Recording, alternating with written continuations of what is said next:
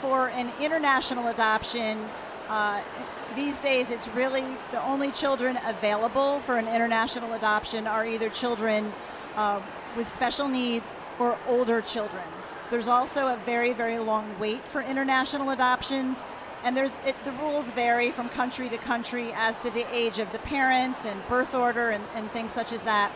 And it can also be very expensive to adopt internationally. It can also be expensive to adopt domestically, especially if you're looking for, if a family is looking for a domestic, private, healthy infant adoption.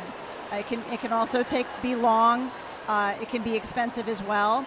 I always counsel families to never base their decision on how they're going to adopt or where they're going to adopt from based on money, because if the Lord is calling you to this, He will provide. I know many pastors who've adopted on a pastor's salary with no debt. There's grants, there is fundraising that can be done, but there are always risks involved, whether you're going to go international or domestic. And I often encourage families to consider adopting through the foster care system, because there are so many children in the United States waiting for a forever family, over 100,000 American kids waiting to be adopted. Parental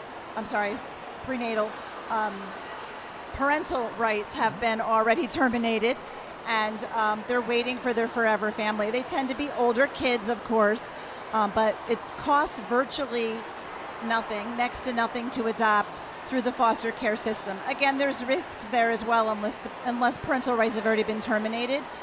No perfect system. It's a broken system, but there are so many children across the country and around the world waiting for families.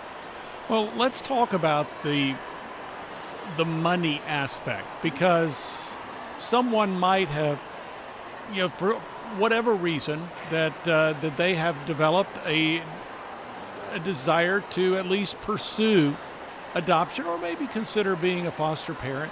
Maybe they're really sensing a legitimate call from God, and as so many, I would say, from Christian families that adopt, they're really doing it because God has called them to do it. They're really sensing that call on their lives, and there certainly is a need. People might see money as a barrier. They might see the risks.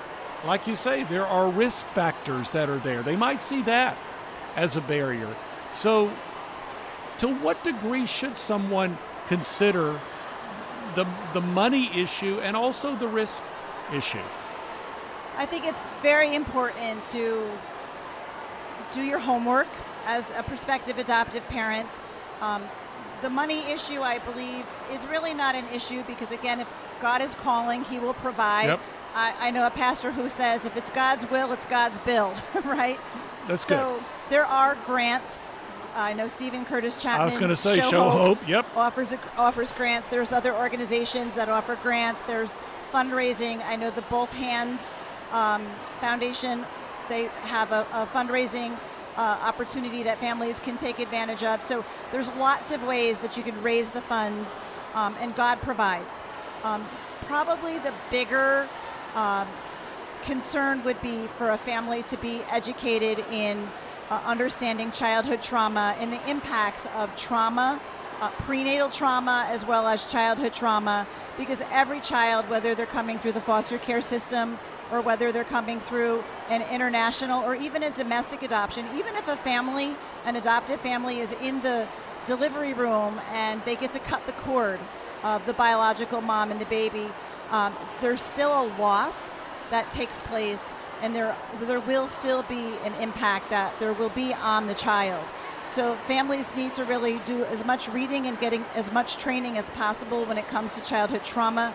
I always recommend The Connected Child, a book written by the late Dr. Karen Purvis. Every family should read that, as well as researching fetal alcohol syndrome, fetal alcohol spectrum disorders. There's a lot of resources out there nowadays about that. I know my organization offers that, but they really need to be equipped and trained and understand. Love is something that every child needs, and we want to love our kids, but love is not enough. It's essential, but it's not enough. Parents really need to be trauma informed and trained.